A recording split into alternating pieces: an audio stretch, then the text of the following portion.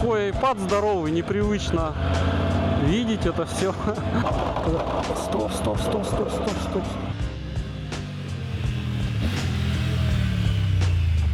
Сейчас буду серпантин и попробуем поехать повыше, диапазон взять, оборотов 6-10, покрутить мотор.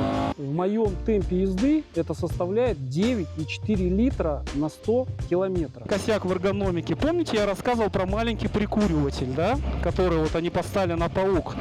Если вы туда фишку сейчас воткнете и будете рулем вращать, вы выломаете ее, потому что здесь проходят магистрали. Как можно было так сделать мотоцикл? Всем привет! Я очень давно хотел протестировать Triumph Tiger 900. И сегодня на обзоре у нас этот замечательный мотоцикл. Я проехал несколько сотен километров на нем и готов поделиться с вами своими эмоциями. Вы смотрите канал Заметки Корейца. Меня зовут Дима. Итак, поехали!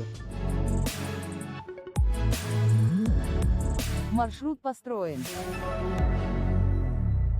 Это дорожная версия Triumph Tiger 900 GT. Также существует более продвинутая версия Triumph Tiger 900 GT Pro. Она отличается от этой модельки богатой комплектацией и добавлена электронная подвеска. Это, скорее, более дорожная версия или кроссовер, так называемая. Пробираюсь по пробочкам городским, междурядье. Да, рулежка такая же классная, как у 800, наверное, может даже поинтереснее. Развесовочка хорошая, вес не чувствуется мотоцикла. Вообще эргономика похожа больше на стритовую у этого мотоцикла. Тоже руль ниже, допустим, чем вот у Туарега. Прям это явно видно. Так, ну что там, поедем.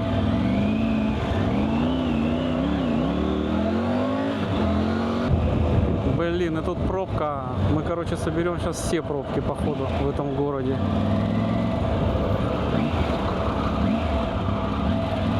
Так, вот узкое междурядье сейчас будет. Ну, посмотрим, как пойдет.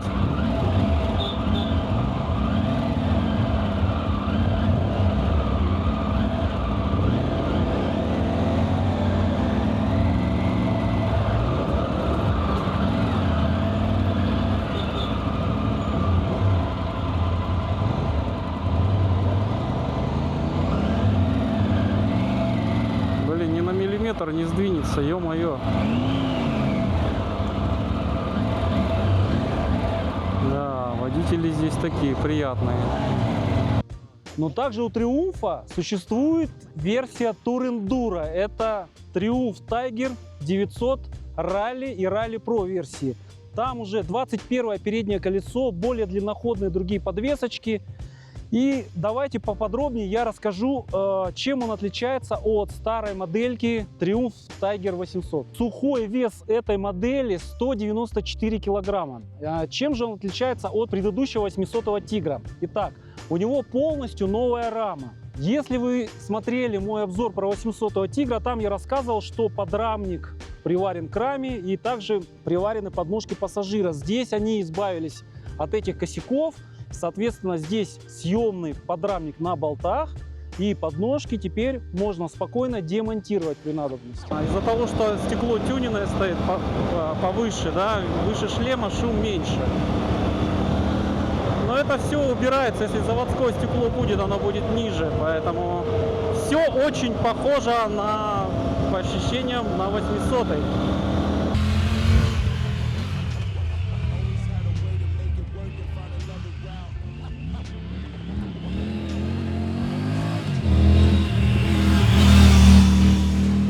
Двигатель у этой модели по сравнению с 800-м Тигром тоже полностью переработан. Теперь его объем рабочий составляет 888 кубических сантиметров.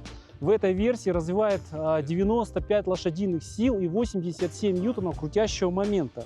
Сейчас буду серпантин и попробуем поехать повыше, диапазон взять, оборотов 6-10, покрутить мотор.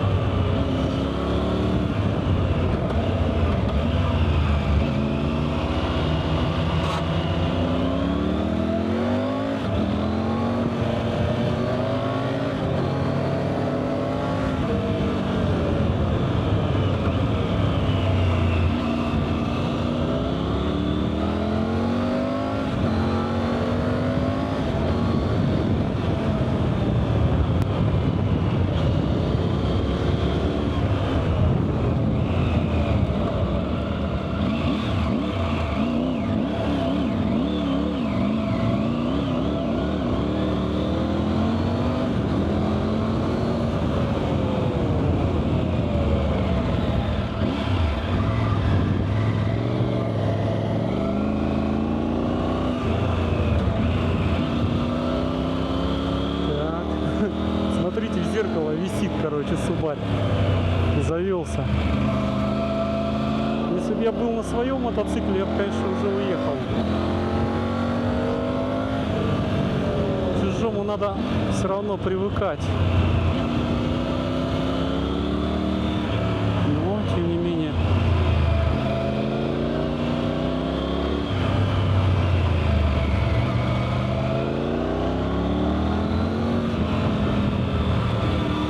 Ребята, для тех, кто не знаком с моторами Триумф, я напомню, что триумфовцы выпускают двигателя трехцилиндровые. И сейчас они изменили порядок работы цилиндров. Мотор работает в порядке первый цилиндр, третий и второй. Да, ребята, мотор поинтереснее, чем на 800 в спорт-режиме. Вот роуд режим очень был похож.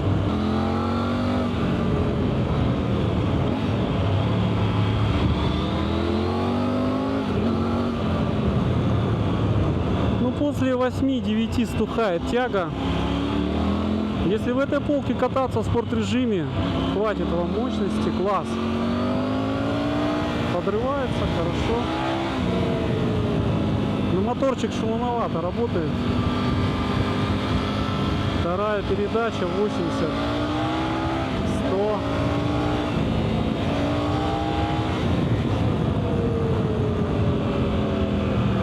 Вибрации на руках есть, тоже трипл не дает такой сверхровной такой работы мотора, руки зудят.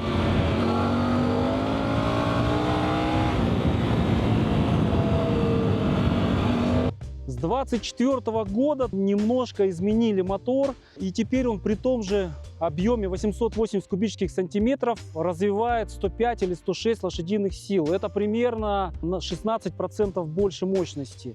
При этом крутящий момент тоже подрос и составляет 90 ньютонов. Также в модели 24 года триумфовцы основательно переработали головку блока цилиндров, поработали основательно над впуском и выпуском. И это позволило поднять, сместить немножко полку момента, потому что в этом двигателе, в этой версии идет от 5000 ровная тяга, линейная тяга до 9000 оборотов. Мотор 24 года по отзывам различных тестеров выдает немножко более кривой момент мощности, и он более подрывной, динамичный. Ну вот началась секция с камнями, грунтовочка, там дальше чуть посложнее будет. Я постараюсь даже в стойке не ехать, а сидя спокойно. Неделю назад я с двойкой здесь на Дукате, сидя, проехал на асфальтовом давлении на лысой задней резине Pirelli Scorpion Rally STR. Было чуть помокрее после вчерашнего дождя. Сейчас все на изи.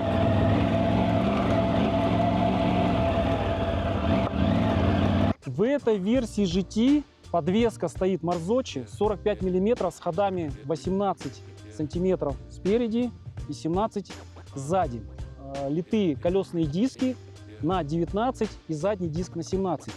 В версии ралли стоит абсолютно другая подвеска производителя Showa с ходами 240 и амортизатором 230. При этом у нее спецованные колеса на 21 спереди и 17 сзади. Чуть-чуть привык к стоечке на нем.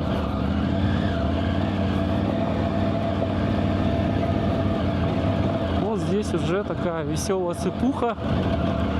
Не самый, конечно, крутой подъем, но скилл нужен для более тяжелых мотиков. Слишком жесткая подвеска, конечно, на таких неровностях. Проехать можно, но дубасить не вариант. Боже. Но она однозначно лучше, чем на том 800-м. Задние аморты примерно по уровню одинаковые. А вот такого плана грунтовочки уже более утрамбованные, где меньше камня. Ну вот, ехать уже на нем такое одно удовольствие.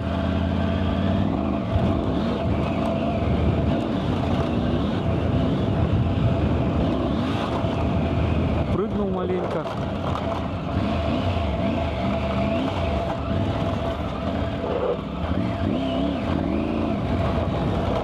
В более простой версии GT стоит сзади амортизатор с регулировкой преднатяга. Остальные регулировочки отсутствуют. В версии GT Pro существуют электронные регулировки. Ралли и Rally Pro стоит вилка и задний амортизатор производителя Showa со всеми полными регулировками сжатия отбоя. На всей линейке тигров стоят радиальные топовые 4-поршневые моноблоки Brembo Stolema.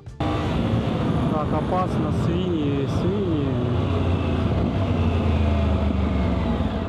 Элементарно можно захерачить, они вообще неадекватные, видите, носятся, слышат звук и начинают бегать, черт знает куда. Задний суппорт, в отличие от КТМ, Husqvarna, Ducati, однопоршневой, производителя Brembo. Сейчас привыкаю еще к задним тормозам, но передний супер, Brembo Stolema. Такие же стоят на Ducati Desert X, абсолютно одинаковые. Так же, как в Ducati, КТМ, везде европейцы, это уже, наверное, норма, ставят везде армированные тормозные шланги. Только японцы в 2024 году делают, сука, резиновые шланги тормозные. Для кого они это делают, я вообще понять не могу, потому что их сразу нужно выкидывать в помойку. В Тиграх 24 модельного года было изменено переднее крыло и передняя часть, там, где держатся фары. Триумфовцы специально это доработали, потому что были нарекания по жесткости конструкции. Стоп. Хьюстон, у нас проблема. Вот смотрите, ребята, сейчас сделали вынужденную остановку, пусть Саша едет вниз пока потихонечку.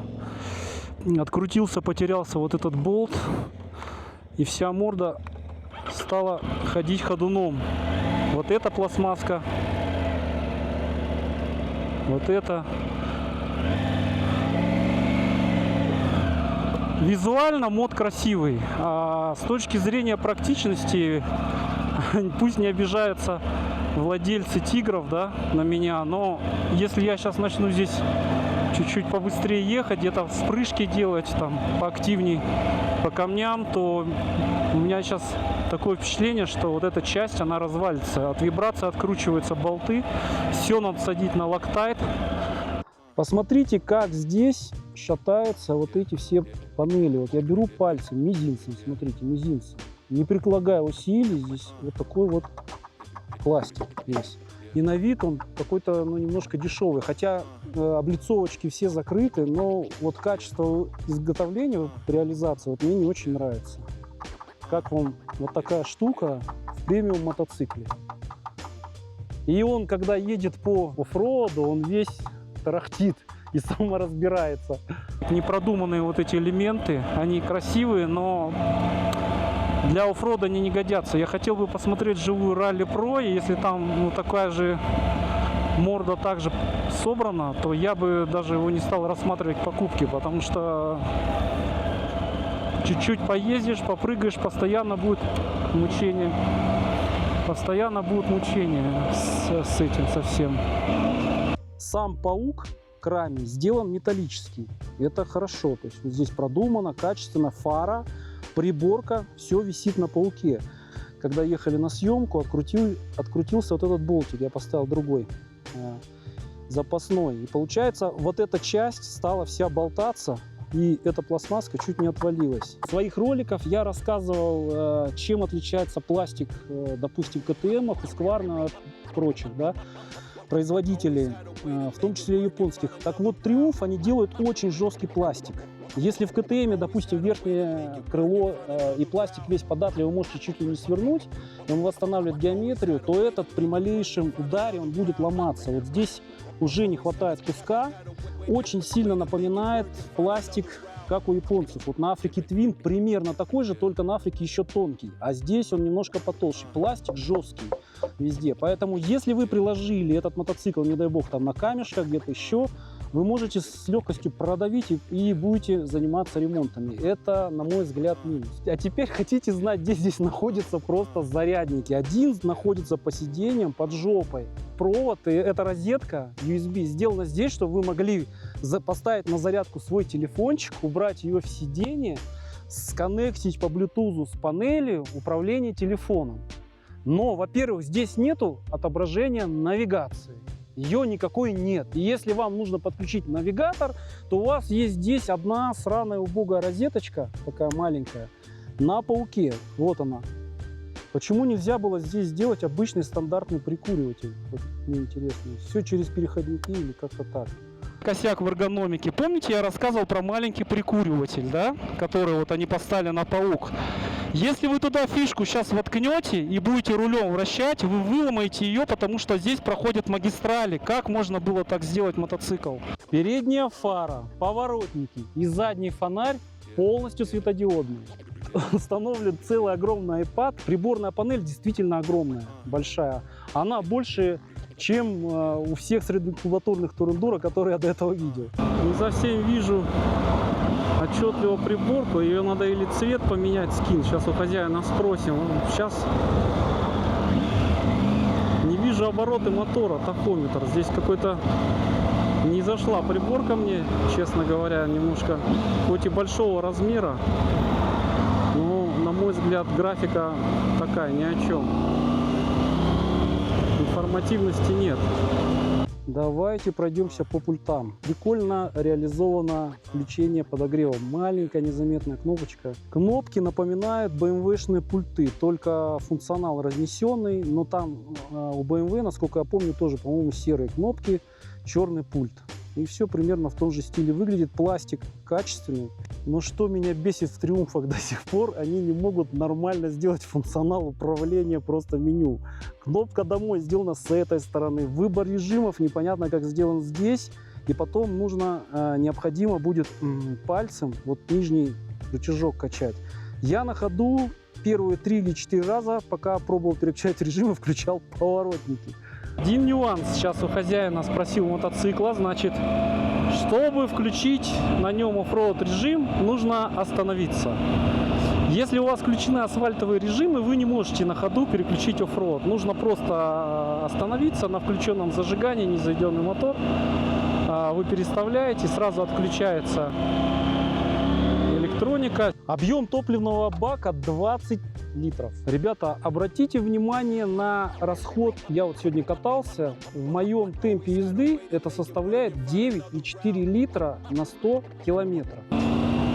Да, мотор с 3 цилиндрами, даже одинаковой кубатуры, ест больше. Где-то примерно на 1/4 точно.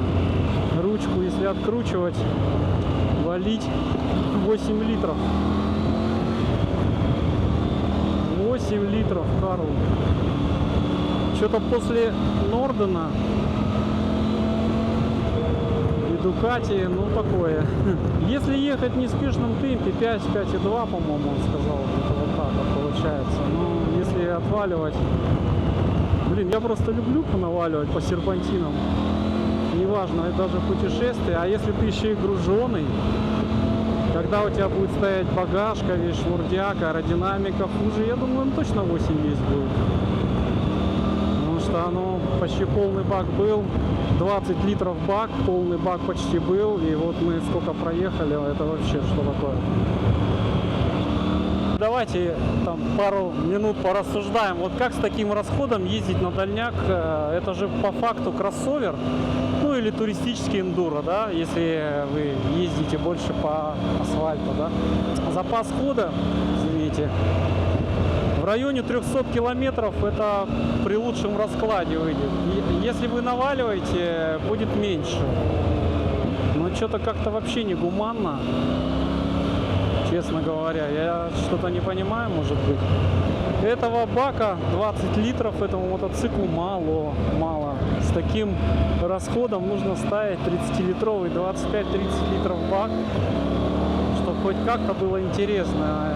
Одно дело, понятно, что вы можете, допустим, поехать какие-то по Европам на нем и заправки на каждом углу, или то есть где небольшие прогоны. А что делать, например, в Казахстане, ну или где-то там, где большие даже асфальтовые пробеги 300 плюс? Вот что делать? Постоянно еще возить канистру с топливом или ехать тошнит на нем? То есть это, ну, такая крайне неприятная ситуация. Если есть владельцы 900-х тигров, пишите, как у вас в реале все это происходит. Вот очень интересно мне знать. Колесная база этого мотоцикла 1535 миллиметров. Это примерно ровно посередине между Норденом и Ducati Desert X. Если вы присматриваетесь к этой модели, я вам настоятельно рекомендую тщательно подбирать дуги, если вы хотите, конечно, их поставить. Вот это не самый удачный вариант. Объясняю почему. При посадке, мой рост 1,80 м, я упираюсь коленями в дуги. Это не совсем удобно. На рынке автормаркета существуют дуги, в которых этот косяк устранен. Обратите, пожалуйста, на это внимание. В дорожных версиях 900-го тигра высота по седлу регулируемая в два положения и может варьироваться от 810 до 830 миллиметров. В версиях ралли высота по седлу 850-870 миллиметров. Когда вы будете катать в жару на этом мотоцикле, у вас наверняка будет еще одна проблема. Это то, что вентиляторы дуют горячим воздухом прямо вам в колени. Здесь сделана небольшая доработка, установлены винглеты, так называемые. В модели 24 года они немножко изменили жабры, чтобы не дуло в колени. Снова косяк в эргономике, лапка, переключение передач не складывается. То есть если будет падение, дуга не закрывает, подножка складывается, вы отламываете себе или загибаете лапку. Поэтому будьте внимательны, либо вам придется менять. То же самое можно сказать про лапку заднего тормоза. В дорожных версиях она не регулируется, нет никаких регулировок, она здесь приварена. В версиях ралли она имеет регулировки. Обычная версия, не Pro, она идет без квикшифтера. Сейчас я хочу вам рассказать еще про один косяк, который владелец уже практически устранил. Здесь отсутствует защитный хаггер, и колесо закидывает всю грязь, где бы вы ни ездили, все уходит на задний амортизатор, то есть амортизатор может сдохнуть. Поэтому здесь был доработан хаггер задний и установлено, ну вот это решение на вкус и цвет, оно было, крыло а-ля как у гуся. Смотрите, какой нежный пластик. Он хоть и толстый, но такой какой-то жесткий. Непонятно, для какого хрена они взяли и сделали здесь отверстие. Для чего эта дырка здесь нужна, непонятно. Владелец говорит, что здесь постоянно до установки вот этих всех защиток, особенно вот этого заднего, а-ля как у гуся, здесь постоянно все было в грязи. Если вы едете под дождем, вот представьте, все это мулево будет раскидываться колесом, и весь ваш багаж будет номерной знак, плафон, повороты, все вот эта вся задняя часть, она будет дополнительно еще больше пачкаться. Центральная подножка в версии GT тоже с завода не поставляется. Она идет в версии GT Pro. Ребята, если вы хотите нарядить свой мотоцикл, установить тюнинг, пожалуйста, тщательно выбирайте и думайте то, что вы сюда устанавливаете. Ветровое стекло не совсем удобное для езды по оффроуду. Вам придется брать его немного короче, и я бы взял на свой вкус более вертикальная. Если вы хотите установить гарды, пожалуйста, не берите подобную конструкцию. Сейчас расскажу поподробнее почему. Эти гарды крепятся напрямую к зажимам руля, к лэмпам, что ограничивает их подвижность. Ищите, пожалуйста, варианты такие как Barkbuster, к примеру, которые крепятся отдельно на руль зажимами. Здесь его не очень удобно регулировать. Эти кадры мы сняли в Гурии, в районе населенного пункта Го-Места. Это всего лишь 2 часа езды от Батуми. Если вы хотите увидеть подобные места, обращайтесь ко мне по ссылочке в описании, и вы сможете взять в аренду мотоциклы KTM 890, Husqvarna Norden 901 Expedition, Aprilia Touareg и Ducati Desert X и увидеть массу красивых локаций. Вот облака внизу, видите? Огромное спасибо Саше, моему другу, мотобрату, за предоставленный мотоцикл на обзор. Спасибо, что досмотрели ролик до конца. Если он вам понравился, ставьте лайки, пишите обязательно комменты. Увидимся в следующих роликах. Всем пока!